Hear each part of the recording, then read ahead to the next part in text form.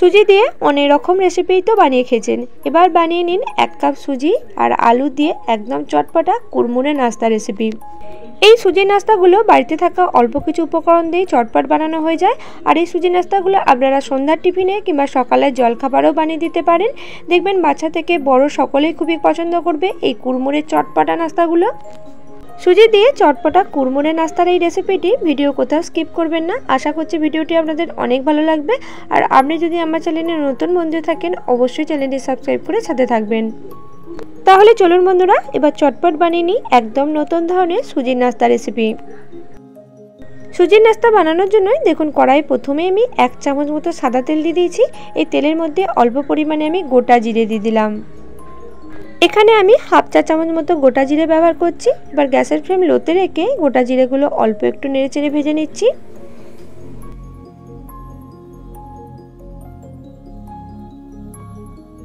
গোটা জিরে তেলের মধ্যে অল্প একটু নেড়েচেড়ে ভেজে নিয়েছি। এবার এর মধ্যে দিয়ে দিচ্ছি 1.5 কাপ জল।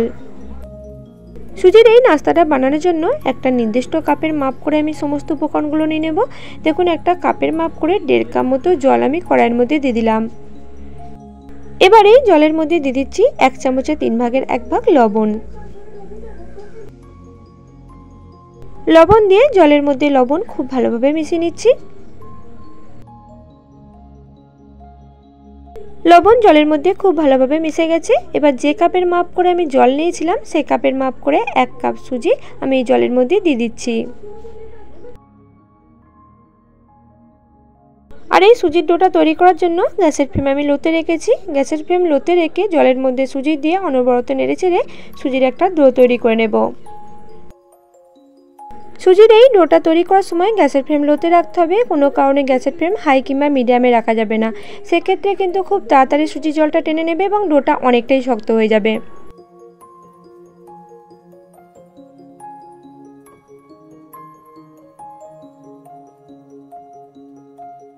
গ্যাসের ফ্লেম লোতে রেখে সুজি খুব ভালোভাবে জলের সাথে মিশিয়ে নিয়েছি। তারপর দেখুন সুজির একটা সুন্দর ডো তৈরি হয়ে গেছে।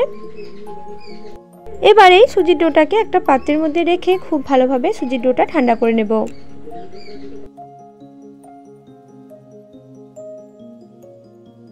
এবার দেখুন সুজির এই নাস্তাগুলো বানানোর জন্য 200 গ্রাম মতো আলু সেদ্ধ করে তারপর খোসাটা আমি খুব ভালোভাবে ছাড়িয়ে নিয়েছি।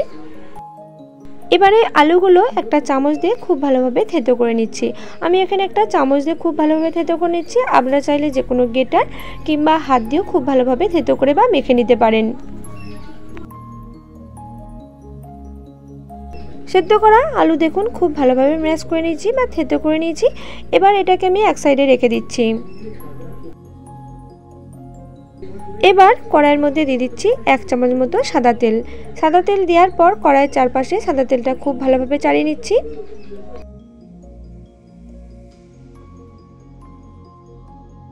এবার তেল গরম হয়ে এলে এই তেলের মধ্যে দিয়ে দিচ্ছি 1/2 চামচ মতো কুচানো আদা। আদা তেলের মধ্যে দেওয়ার পর আদা অল্প একটু ভেজে নিচ্ছি। আদাটা খুব বেশিক্ষণ ভাজার দরকার নেই, অল্প একটু ভাজা হয়ে গেলে এর মধ্যে আমি দিয়ে দিচ্ছি একটা বড় সাইজের কুচানো পেঁয়াজ।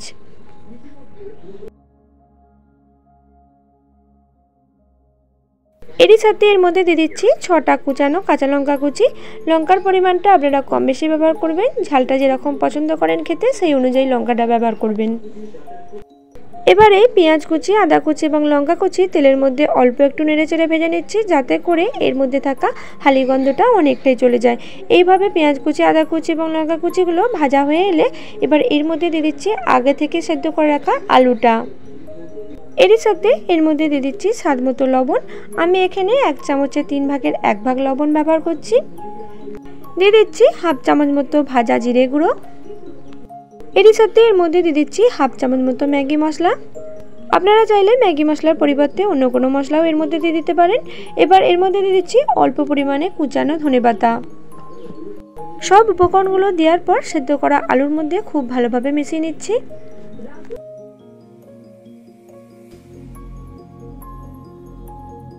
সব উপকরণগুলো সেদ্ধ করা আলুর মধ্যে খুব ভালোভাবে মিশিয়ে নিয়ে এই সেদ্ধ করা আলুটাকে 1 মিনিট মতো আমি কড়াই নেড়েচেড়ে ভেজে নিচ্ছি।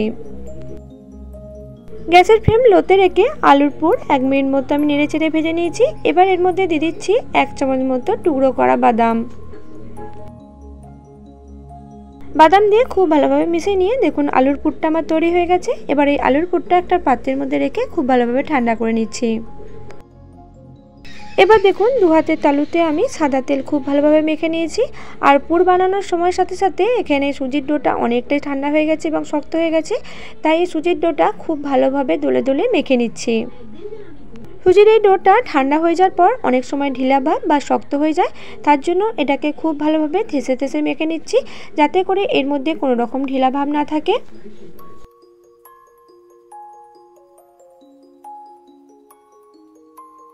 নাস্তা তৈরি করার জন্য সুজির এই ডোটা খুব ভালোভাবে হাত দিয়ে চেপে চেপে মেখে নিয়েছি।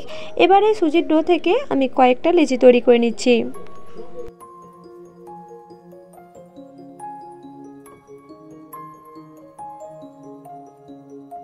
সুজির এই ডো থেকে কয়েকটা আমি লেচি কেটে নিয়েছি। এবার এই লেচিগুলো হাত দিয়ে চেপে চেপে খুব ভালোভাবে গোল করে নিচ্ছি।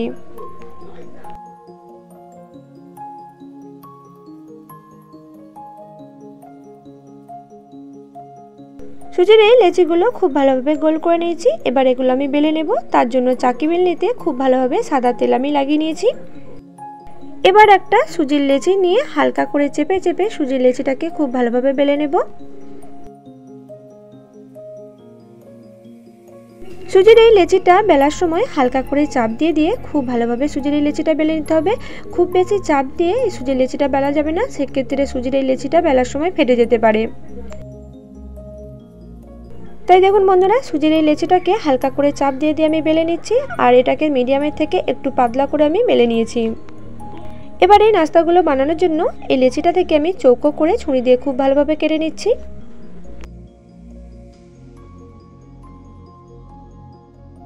দেখুন ছুরি দিয়ে কেটে এটাকে চৌকো শেপ করে তৈরি করে নিয়েছি। এবার অবশিষ্ট যে এক্সট্রা অংশগুলো ছিল সেগুলো আমি তুলে নিচ্ছি।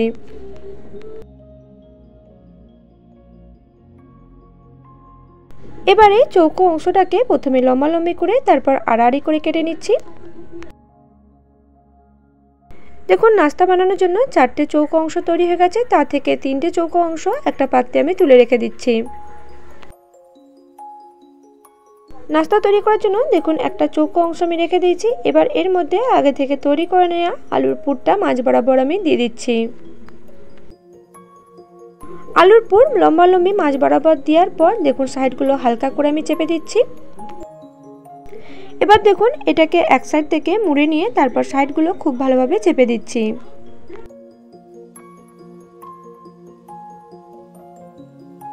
সাইডগুলো অল্প করে চেপে চেপে দেখুন খুব ভালোভাবে মুড়ে নিয়েছি। আর দেখুন কত সুন্দর একটা নাস্তা তৈরি হয়ে গেছে।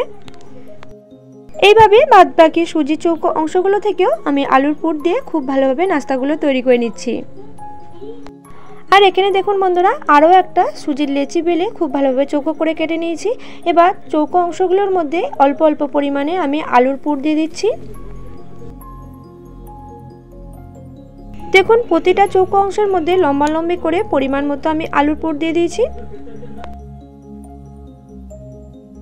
আলুর পুর দেওয়ার পর একটা সাইড থেকে এগুলো খুব ভালোভাবে মুড়ে নিয়ে তারপর সাইডগুলো খুব ভালোভাবে চেপে চেপে এই নাস্তাগুলোর একটা সুন্দর আকার শেপ তৈরি করে নিচ্ছি। আর দেখুন বন্ধুরা, এইভাবে সুজি নাস্তাগুলো বানানো কত তাড়াতাড়ি কত সহজে হয়ে যাচ্ছে, আর সুজি নাস্তাগুলো দেখতে কতটা সুন্দর লাগছে। আপনারা চাইলে একটা একটা করে চৌকো অংশের মধ্যে সুজির পুর দিয়েও তৈরি করে নিতে পারেন, অথবা এইভাবে 4টে চৌকো অংশের মধ্যে আলুর পুর দিয়ে খুব তাড়াতাড়ি চটপট করে এইভাবেও নাস্তাগুলো তৈরি করে নিতে পারেন।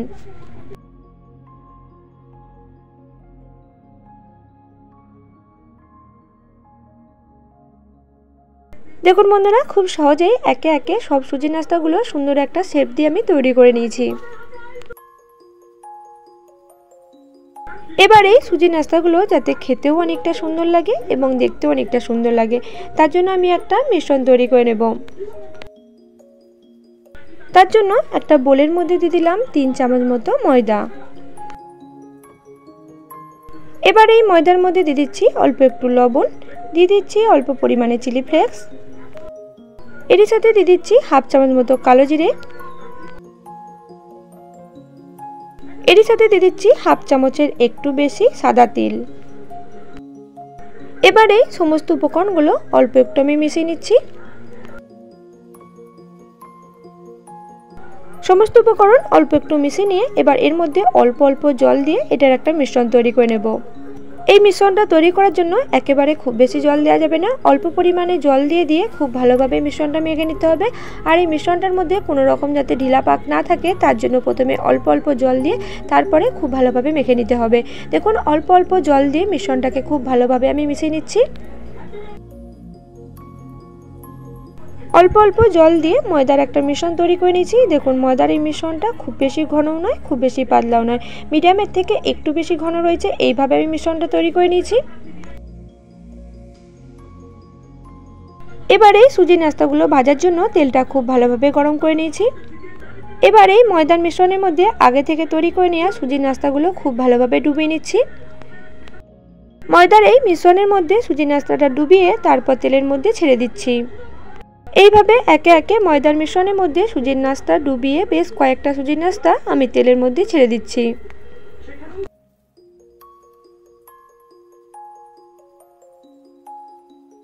দেখুন বেশ কয়েকটা সুজির নাস্তা আমি তেলের মধ্যে ছেড়ে দিয়েছি। এবার গ্যাসের ফ্লেম মিডিয়াম টু লোতে রেখে এই নাস্তাগুলো উল্টে পাল্টে খুব ভালোভাবে ভেজে নিচ্ছি।